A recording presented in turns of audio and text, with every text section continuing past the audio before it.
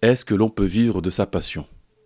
Regardez bien l'interview qui va suivre, car aujourd'hui, je reçois un coach sportif passionné de danse, d'acrobatie et de cross-training.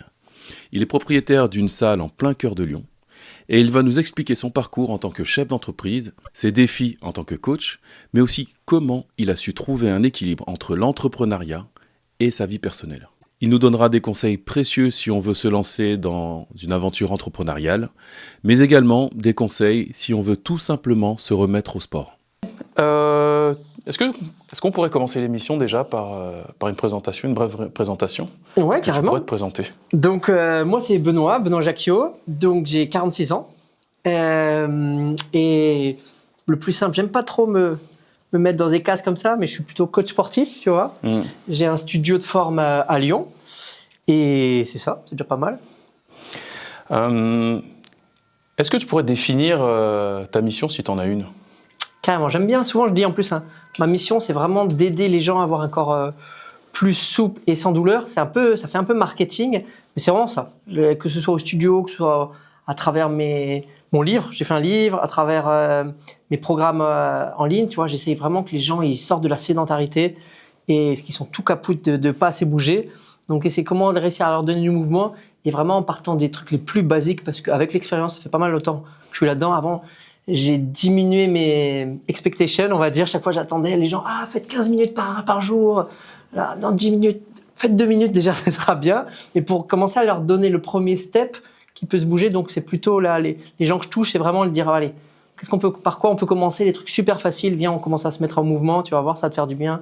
Ils sentent que ça fait et petit à petit, ils construisent. Donc tu avais des exigences au tout début, et Ouais, j'ai ces changé exigences, tu as dû changer en cours de route.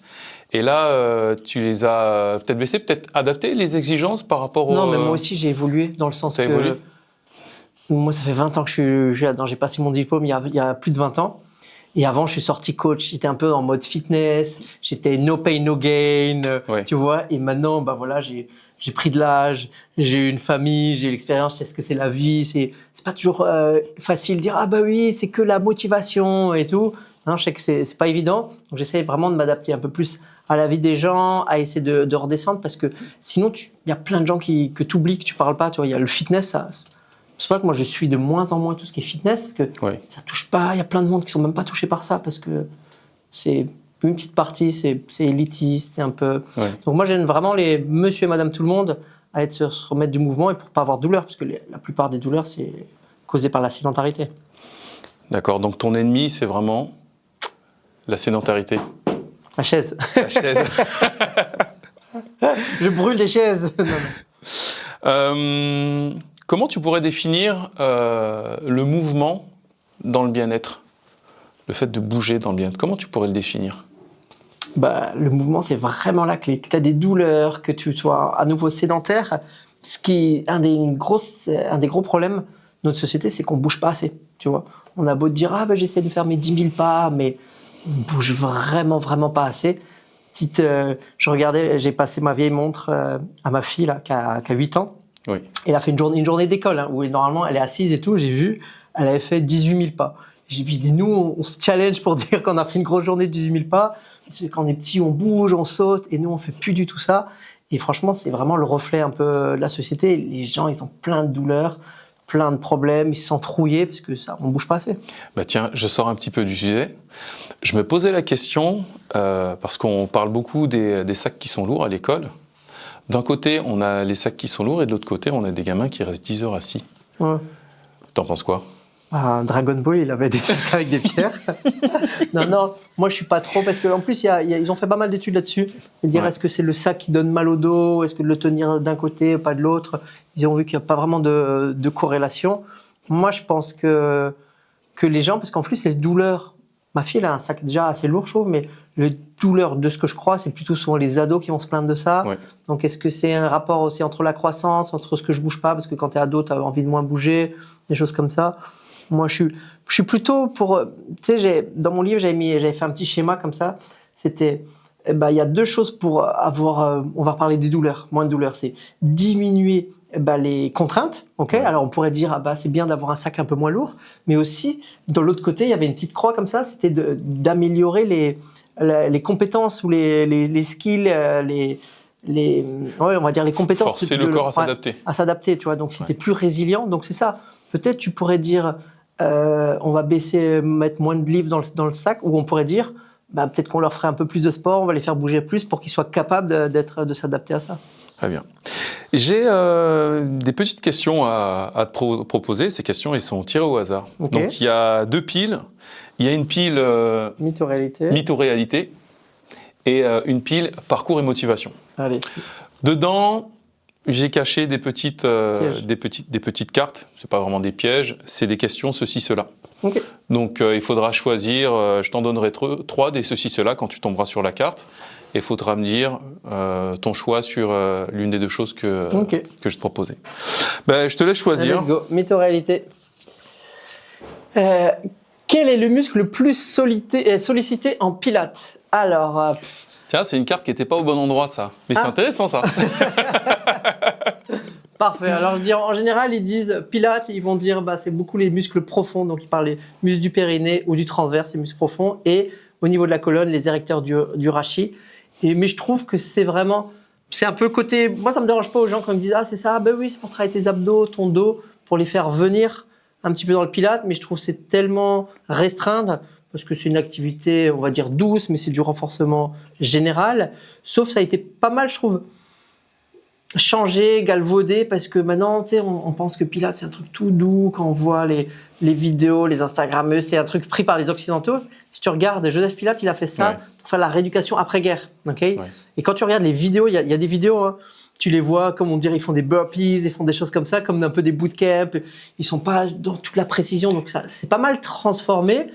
Mais donc il y a un peu tout qui travaille. Mais même moi, ça fait 15 ans que je donne des cours de pilates. J'ai aussi fait évoluer à fond Avant, j'étais vraiment dans le cadre. Moi, j'ai fait évoluer ma pratique. J'étais dans le cadre. Ah oui, il faut faire cet exercice, le 100, le truc. Maintenant, j'essaie de faire bouger les gens.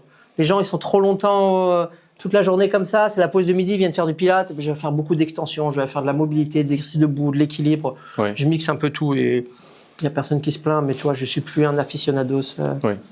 On prendrait une autre carte ? Ouais, carrément. Allez, parcours et motivation. Qu'est-ce qui t'a poussé à ouvrir ta salle? Alors, vraiment, moi, au début, ça a été... Alors, déjà, ta salle, elle s'appelle comment? Et elle est où? Alors, moi, elle s'appelle Multifa. Parce qu'avant, c'était Multifa School. Et je t'explique rapidement après l'histoire. Et elle se place des Terreaux à Lyon. Donc, moi, c'est avec... peut-être, je ne sais pas si tu connaissais, avec Karuk. Karuk, okay, oui, qui était un danseur de hip-hop, un fan de salsa. Donc, on avait bien accroché. Moi, je faisais un peu de salsa, du hip-hop. Donc, on a accroché. Et quand je suis parti à l'étranger, je suis parti au Canada quelques années. Et quand je voulais rentrer, il avait un projet. Il me dit j'aimerais bien ouvrir un truc. Je dis moi aussi, viens, on ouvre un studio forme et danse, tu vois. Ouais. Lui, il faisait la salsa et moi plutôt la forme. Donc, c'était vraiment ça. Quand je suis rentré, regarde, je suis parti en 2007 de France où j'étais à fond. C'était que fitness. C'était soit coach muscu, soit tu faisais les cours de steps. Tu vois, il y avait vraiment que ça, tu vois.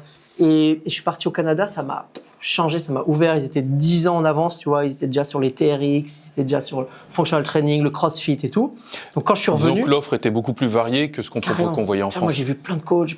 Toujours, ils sont un peu plus en avance, tu vois. Oui. Et quand je revenais en France, je me voyais pas donner des cours de step, faire des choses comme ça. Je voulais faire ma sauce et tout. Je suis arrivé direct en 2011. Je suis revenu et je faisais mes functional training, des termes que les gens on n'utilisait même pas encore. Il y a même pas de recherche Google là-dessus, tu vois. Oui. Et donc on a commencé là-dessus. Ça s'appelait Multifa School parce que c'est école de danse et tout. Donc, et au fil des années, après, moi, j'ai arrêté la danse quand j'ai commencé à avoir les enfants. Et j'ai continué à garder ça et je l'ai fait plus développer. Et après, on était place des terreaux, on a grandi sur les réseaux sociaux. Et maintenant, c'est aussi associé, j'ai gardé Multifa parce que c'est le terme qui était là. Mais maintenant, tout ce que je fais, c'est j'appelle ça soyez actif. Ça me parle plus. Ça parle plus aux gens. C'est ta devise. Voilà, mais c'est le nom de mon entreprise. Oui. Ce que j'ai sur mes réseaux, ce que j'ai sur mon site. Donc, c'est plutôt soyez actif.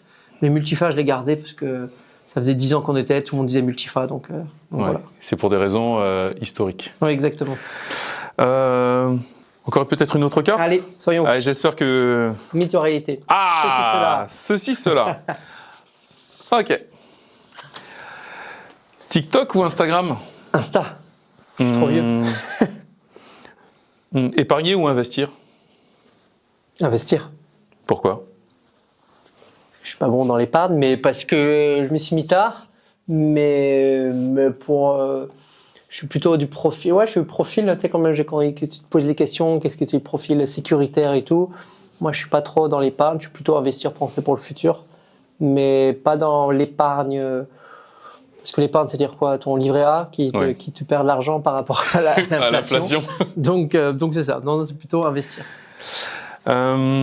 Morning routine ou session tardive? Ah, moi, je suis quelqu'un du matin. Je suis vraiment quelqu'un du matin. Donc plutôt morning routine. Je suis OP le matin, le soir, ils disent que c'est génétique, tu vois. C'est soit du matin, soit du soir. Moi, je suis vraiment pas du soir. Quels sont les bienfaits de la morning routine? Ah bah souvent je donnais souvent plusieurs routines parce que après, à part un dérouillage souvent le matin, tu te sens un peu raide, donc ça peut t'aider à dérouiller, mais ça va augmenter le métabolisme, ça fait bouger les fluides au niveau de la circulation lymphatique et sanguine, donc ça te réveille. Je dis c'est mieux qu'un café, tu vois. Ah oui. Moi je trouve aussi au niveau de l'estime de soi, c'est bien parce que tu commences, hop, c'est un petit check, tu vois, t'as ton petit truc de dopamine, je l'ai fait, et souvent t'as moins de chances de la rater le matin que le soir. Parce que je dis souvent, les gens, ils font le matin, à part s'ils sont réveillés en retard, mais sinon, ils le font quand même.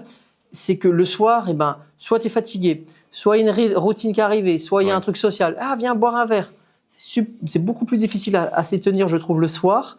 Et en plus, le matin, on a ils disent ça, une réserve d'énergie, la motivation. Ils disent, c'est un muscle et c'est aussi une réserve d'énergie. Donc, t'en as plein le matin. Et ça s'use dès que tu vas choisir comment tu t'habilles, dès que tu vas choisir qu'est-ce que tu manges le matin, ça se perd. Tu sais, c'est la fatigue décisionnelle, ça s'appelle. Donc moi, j'invite les gens, même si c'est 5 minutes le matin. Je suis assez d'accord avec toi et j'ai aussi l'impression que notre première ressource, en fait, c'est le temps. Et le fait de s'approprier des minutes le matin, c'est vraiment, symboliquement, c'est super important. Je trouve pour l'estime de soi, tu vas te dire, c'est bon, j'ai déjà fait, tu vois. Parce qu'après, si tu fais le soir et t'es raté, t'es un peu, j'ai mal, tu vois, tu te sens pas super bien. Ouais. On va continuer avec des petites questions. Donc, on a parlé de la salle. Et tu as certainement rencontré pas mal de petits problèmes. Pour toi, depuis ton début dans l'entrepreneuriat, dans le monde du sport plutôt, quel a été ton plus grand défi? Il y a eu plein. Le premier défi, c'était de trouver la salle. Parce que nous, avant, on était une petite association. Parce que d'abord, j'avais pendant 2 ans un petit local, petit asso. Et après, quand il a fallu passer une salle, t'es une asso, tu connais pas, il faut investir de l'argent. Oh là là, ça a été la galère. J'ai dû mettre des cautions, des choses comme ça, tu ne voulais pas. Donc ça, c'était vraiment défi. Faire des travaux, faire ça. Deuxième défi, pour moi, ça a été, tu vois, quand tu fais quelque chose un petit peu légèrement différent, tu es un petit peu plus à ton image, c'est de trouver des gens ou donner assez la confiance pour dire, ah bah voilà, à l'époque, c'était pour la danse, tu vois, quand c'était des profs de salsa, nous, on faisait un type de salsa, mais ils n'étaient pas bien formés, donc on devait les former.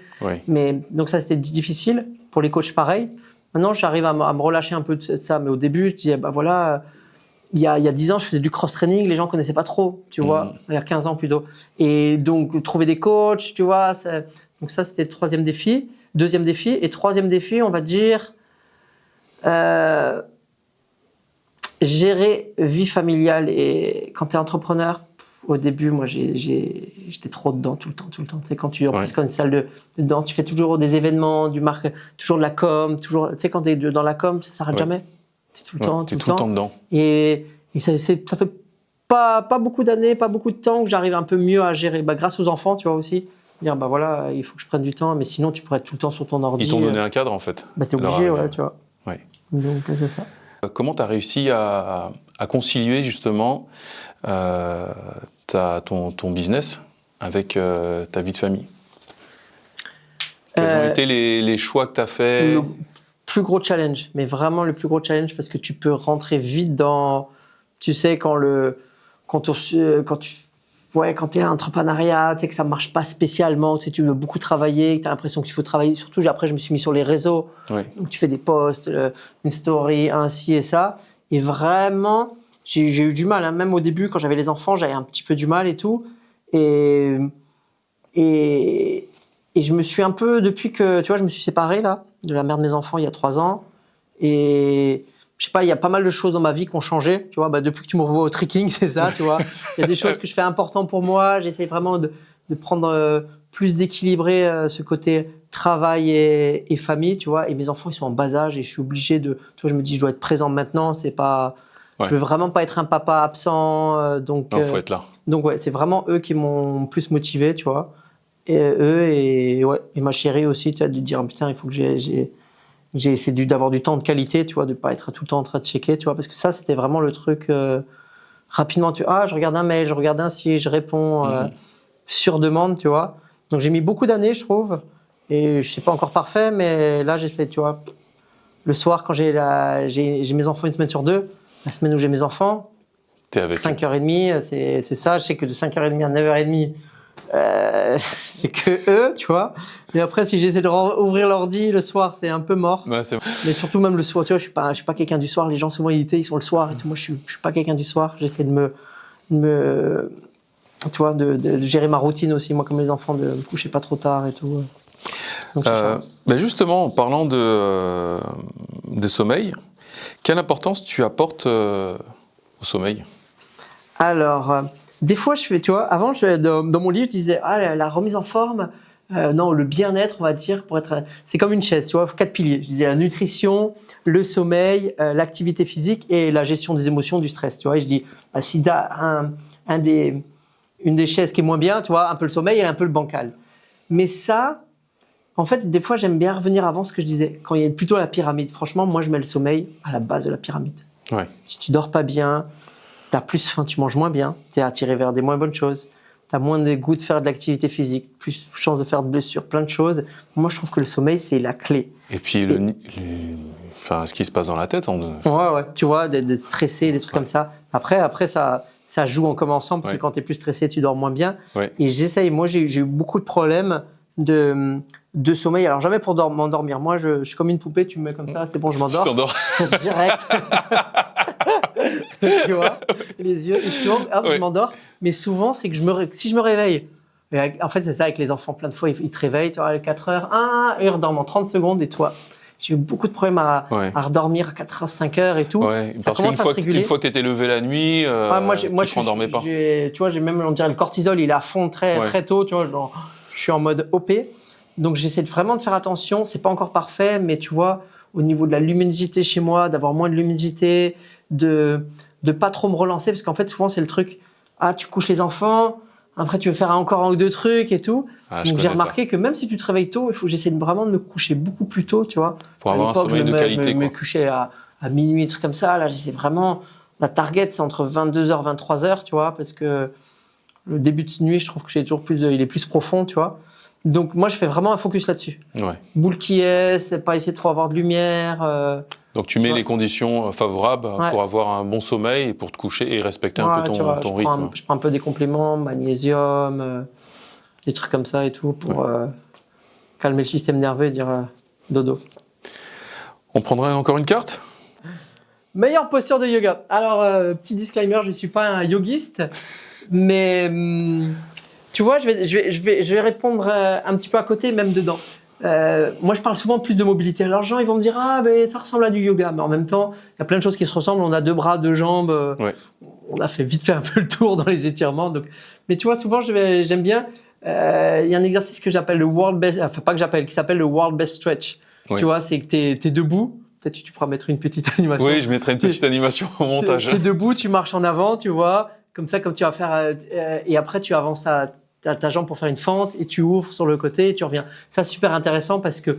Rappelle comment ça s'appelle comment ? The World Best Stretch. Ok. Donc, le meilleur stretch. Mais parce que si tu fais l'enchaînement et après, tu peux dire que c'est un peu comme du yoga. Tu vas venir étirer la chaîne postérieure, la chaîne antérieure, les hanches, faire de la rotation en un petit enchaînement de 3 mouvements, tu vois. Oui. Tu fais un petit peu, vraiment pas mal de choses. Donc moi, je l'utilise souvent dans mes routines de mobilité, dans mes échauffements même perso, tu vois. Donc c'est ça. Je t'ai souvent entendu dire aussi la meilleure position, la meilleure posture, c'est la suivante. Ouais. Est-ce que tu peux expliquer ? Mais dans le sens que souvent, tu vois, les gens, par exemple, avant, et il y en a toujours qui disent ça, ils disent « Ah oui, non, mais croisez pas vos jambes, c'est mauvais pour votre bassin, ne te tiens pas droit, c'est mauvais. Ouais. » En fait, C'est vraiment, c'est pas moi qui le dis, ils ont étudié, ils ont dit, ok, ils ont pris des gens qui ont un dos comme ça, des gens un dos comme ça, et comme ça, ils disent, il n'y a pas de corrélation entre les douleurs et la position.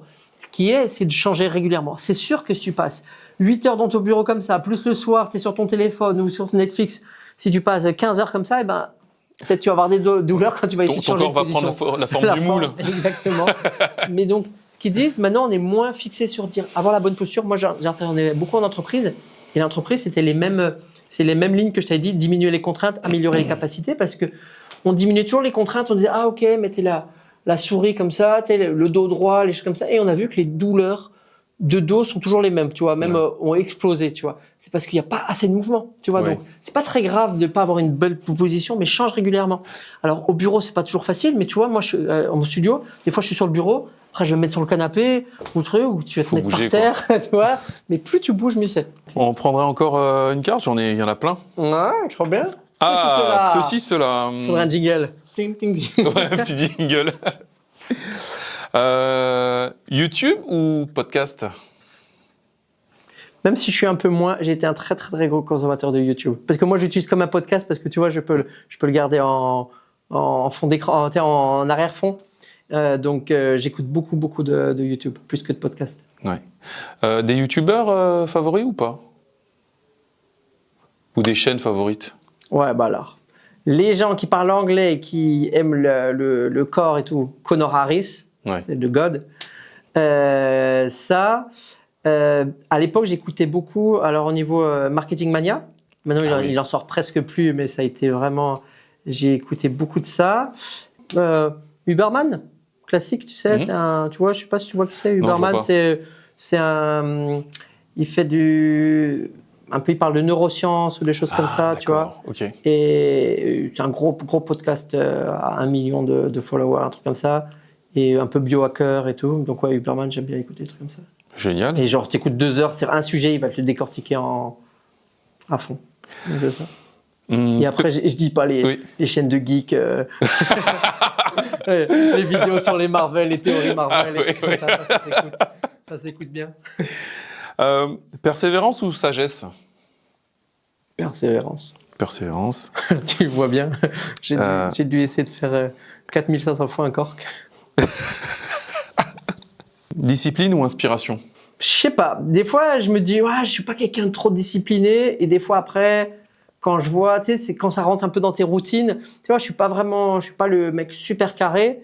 Mais après, tu te dis, t'as quand même discipline. Elle s'est devenue intégrée par la façon quand tu manges, quand ça. Donc, je sais pas.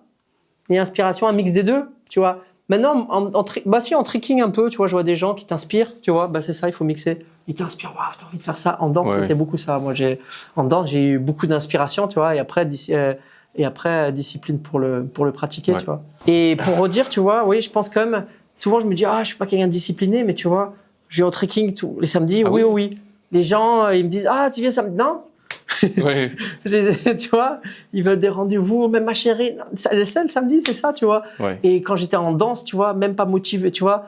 Là, j'avais essayé de reprendre un peu la danse, mais tu vois, c'était le soir et tout. Il fait froid, tu vas, tu vois. Donc, comme, tu vois, de mon image, j'ai pas l'impression d'être un mec super discipliné parce que peut-être je vois des choses comme ça. Mais c'est vrai que plus peut-être que la moyenne, tu vois. Ouais. Et j'ai eu pas mal ce truc-là avec des élèves de trekking que j'avais, où je leur disais, mais de toute façon, toi, tu es un sportif et tout. Mais non, je suis pas un sportif. Parce qu'en fait, ils venaient tout le temps au sport. Enfin, ils venaient tout le temps à tous ces entraînements. Ils rajoutaient des entraînements dans la semaine. Et en fait, ça lui faisait plaisir de venir, quoi. Mais pour moi, je voyais quelqu'un qui était discipliné et qui s'entraînait sportivement. Mais lui, il se voyait pas comme tel. Mais moi aussi, les gens disent, t'es sportif. Mais non, pas trop, toi. C'est normal. Un dernier ceci, cela. Salsa cubaine ou portoricaine? Porto, surtout pour la danse, la musique, tu vois. Moi, il y a plein de choses qui se connectent, tu vois. Quand je faisais du hip-hop, j'aime, tu vois, aussi, c'était plutôt New York style, tu vois. La salsa Porto, on dit la Porto en France, mais en fait, ça a été inventé, on veut dire, développé à New York, tu vois. Et c'est vraiment des sonorités, quand tu sens la funk, tu vois, du hip-hop que tu aimes, tu retrouves les mêmes instruments, les mêmes gens. Ils disaient, c'est ça. à New York dans les années 70. Le mercredi, t'allais danser un peu de la funk. Le jeudi, t'allais faire de la salsa, tu vois. C'est toutes ces mixités et ça me parle beaucoup plus, tu vois. Et alors, la cubaine, j'aime bien la musique, mais un peu plus ancienne. Maintenant, tout ce qui est devenu, alors pour ceux qui connaissent un peu, tout ce qui est venu timba et comme ça me parle pas. C'est moins subtil un peu. D'accord.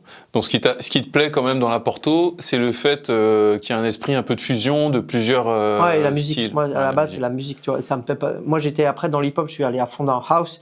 Et la house, c'est pareil. On a l'impression que c'est rapide, mais tu vois, c'est pas comme de la techno où c'est boum, boum, boum. Oui. Tu sais, c'est super subtil. T'as plein de nappes, des choses comme ça, ce que je retrouve dans la Porto, tu vois un peu. Oui. Donc le chat. On va faire peut-être une dernière carte, si on n'est pas sur un doublon, et puis après on va essayer de conclure. Oh, parfait. On ne doit jamais faire du sport quand on a mal au dos. Ben, le pire quand on a mal au dos, c'est de rien faire, tu vois. Et je me bats encore avec des clientes quand il y a des médecins qui ne sont pas remis au jour de ce qu'on a retrouvé, parce que c'est ce qu'on disait peut-être il y a 20 ans encore. Mais l'idéal, c'est vraiment d'adapter. Mais le pire quand on a mal au dos, c'est de rien faire. De rien faire. Parce que ça joue au niveau physique, mais au niveau psychologique. Tu vois, la peur du mouvement, et c'est un cercle vicieux, donc tu vas faire de l'évitement, tu vas bouger. Et l'autre contraire, parce que des fois, les gens, ils ont mal au dos, ils me disent « Ah, mais je viens pas demain. » Je fais « Viens, on va adapter. » Je leur fais pas grand-chose, mais déjà leur dire « Ah, mais t'as pu bouger, t'as pu ça. » Ils ressortent, ils ont déjà moins mal. Tu vois, parce qu'il y a vraiment cette connexion avec le cerveau. Donc, dire de pas bouger au niveau du sport quand on a mal au dos, c'est vraiment super nocebo. Tu vois, donc non. Il faut adapter, c'est normal, mais bouger. Si tu avais 3 conseils... Motion is lotion. En anglais, il y a toujours des trucs en anglais qui sortent mieux. Motion is lotion. Le mouvement est la solution. C'est la solution. Si tu avais 3 conseils à donner à quelqu'un qui veut se remettre en forme, qu'est-ce que tu donnerais ? Commence petit, qui ménage sa monture va loin, mais vraiment, tu vois. Si tu vas te dire, je veux me mettre à faire tous les jours 1 heure de sport, oublie. Le plus jeune possible. Dis-toi, fais tous les jours 10 minutes ou fais-toi 3 fois dans la semaine 1 demi-heure, mais commence tranquillement. Commence petit, c'est pas commence jeune, c'est commence avec des petites exigences. Des objectifs. D'accord. Comme ça, c'est ça qui va tenir sur le long terme. D'accord. Commence une activité que t'aimes, même si ton médecin t'a dit, ou ton voisin, ou ton coach t'a dit, non, mais pour le mal, je dis mal de dos, on vient de parler de mal de dos. Fais de la piscine. Si t'aimes pas la piscine, fais pas de la piscine. Si t'aimes le trekking, fais du trekking. Fais une activité, après, bien sûr, adaptée à toi, tu vas progressivement, et c'est ça. 3e chose, vas-y progressivement. N'importe quelle activité peut être super bonne. Il y a des gens, ils vont te dire, mais courir, c'est pas bon pour les genoux, pour les hanches, c'est pas vrai.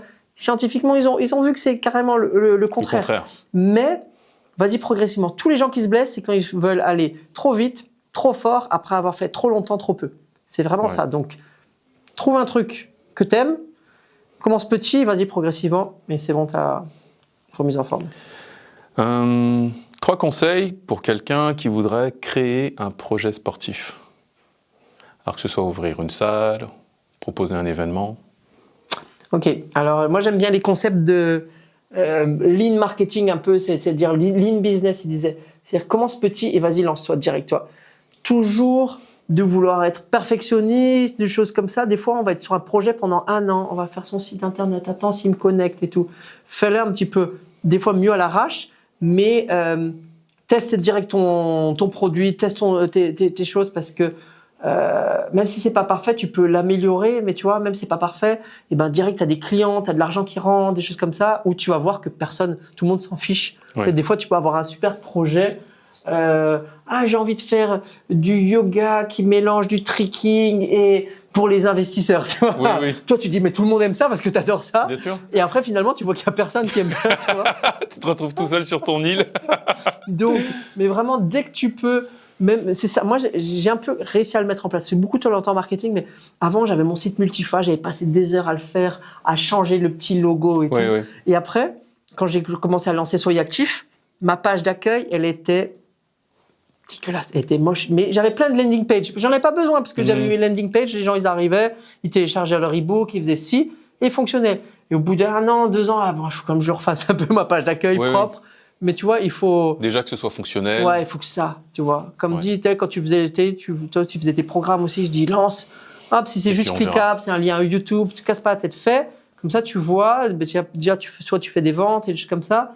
Et surtout, tu peux pas biaiser le marché dans le sens que même les plus intelligents, ils peuvent pas savoir qu'est-ce qui va marcher, tu vois. C'est que lance un truc, le marché va te dire si ça fonctionne ou pas. Donc, plutôt tu peux te lancer.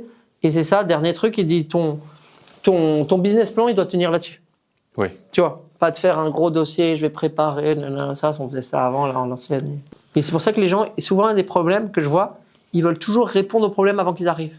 Oui. Ils disent, ah oui, non, mais attends, je vais l'automatiser parce que si quelqu'un me demande, tu vois, au début, tu fais tout, tu vois, tu traites, par exemple, tu te dis, je traite les demandes manuellement. Quand au bout d'un moment, je dois en faire 100 par jour et que j'arrive pas, tu trouves une solution pour ça. Mais souvent, les gens, ils vont d'abord trouver plein de solutions, ils veulent le truc parfait. Et en fait, tu perds du temps, tu perds de l'argent. Ouais, faire une usine à gaz Ouais. qui va faire perdre du temps, de l'énergie et qui sera peut-être pas utile. Ouais, carrément.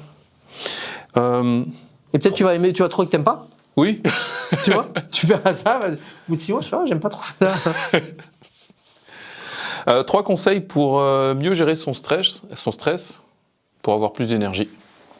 Non, on dit c'est basique, mais en fait ça marche toujours. Tu vois, de faire une pause et de faire un petit travail de respiration. Et même si c'est pas parfait, que ce soit de la respiration yoga, de la cohérence cardiaque, des choses comme ça, ça, on voit que sur le système nerveux, ça fonctionne direct. Tu vois, tu peux faire 5 minutes de cohérence cardiaque, tu vois, et ça fonctionne. Donc des fois de prendre du temps, et les gens le font pas assez, tu vois, d'être capable de dire, viens, je me pose. Et troisième, alors non, j'allais dire gérer le stress, non, mais c'est non. Tu vois, j'aurais dit gérer la fatigue parce que tu vois, toi aussi tu m'avais dit par rapport aux siestes, tu fais des grandes siestes, mais tu vois, des fois, j'étais là, moi je suis au mon studio, alors j'ai personne qui travaille, mais tu vois, même sur le canapé, je vais pas dormir. Mais finalement, tu vois, des fois tu sens dépassé un peu, il y a plein de choses et tout. Je vais me poser sur le canapé, tu vois, et j'ai fait 5-10 minutes. Et Histoire de laisser décanter les choses. Ouais, tu vois, et ça retrouver un peu de lucidité. Et ça va carrément mieux, tu vois. Et t'as pas l'impression d'avoir dormi, mais tu vois, c'est un peu reset. Mais ce qui est vachement bien avec ces pauses qui sont pas forcément des siestes, c'est qu'en fait, on sent la lucidité qui revient juste après, quoi. C'est impressionnant. Ouais, c'est pour ça que moi je dis le sommeil. C'est pour ça qu'avant j'essayais de travailler le soir et tout. Je voyais que je travaillais peut-être 1 heure ou 1 heure et demie. Et j'aurais fait ça en 20 minutes le matin, tu vois. Donc j'essaie de plus travailler quand je suis fatigué. Maintenant j'ai réussi, hein, ça m'a mis longtemps à me dire, je sens, je suis fatigué, je laisse tomber. Je vais rien faire de bien. Tiens. Où est-ce qu'on peut te suivre? Dans la rue. Non, le plus simple, le super actif quand même, c'est Insta. C'est l'endroit où je suis le plus actif. Soyez actif, ok? Donc le Insta, soyez actif. Et j'ai aussi un deuxième compte, Bouge tes pieds. Donc pour parler de pieds, de renforcement de pieds, de chaussures minimalistes, chaussures plus naturelles. On va en reparler. Si on en avait parlé, on aurait passé 3 heures là. Ouais. Surtout lui, avec ses grands pieds. Les grands panards. Je comprends pas comment avec ses grands pieds il arrive à rentrer dans ses chaussures. Bref, ça. Et après, j'ai quand même pas mal, même si je suis pas régulier, c'est toujours mon objectif ultime d'essayer de reprendre une régularité sur YouTube. Si on veut du contenu un peu plus long, j'ai plein de sessions. Donc, on peut me retrouver sur YouTube, mais en général, c'est ça. Super. Ou en direct au studio. Hein.